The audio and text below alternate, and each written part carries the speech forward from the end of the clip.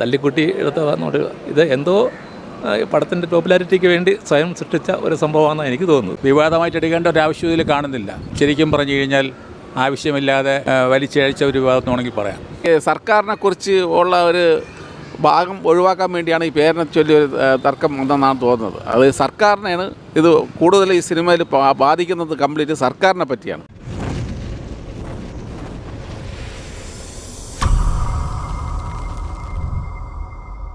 കൊള്ളാം, നല്ല പടം, നല്ല സിനിമ, നല്ല സിനിമ, അടിപൊളി പടം, അടിപൊളി.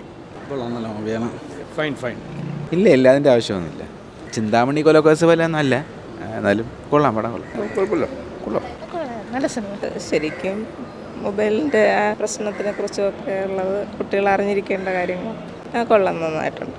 കുഴപ്പമില്ല, നല്ല പടം. പോരാ, ഇഷ്ടമായില്ല.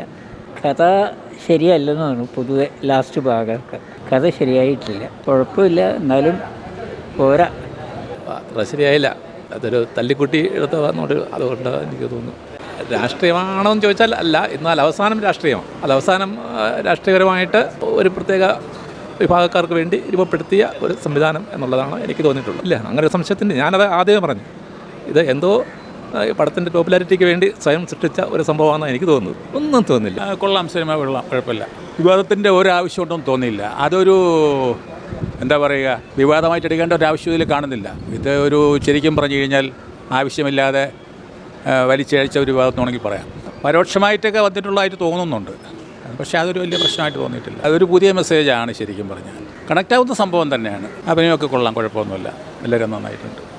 സൂപ്പറായിരുന്നു. പേരിനെ ചൊല്ലി വിവാദം വന്നു കഴിഞ്ഞാൽ അത് വെറുതെ ഒരു ഇതാണ്. ആ പേരിലൊരു കഥയില്ല, പേരിനെ പറ്റി ഒരു കഥയില്ല.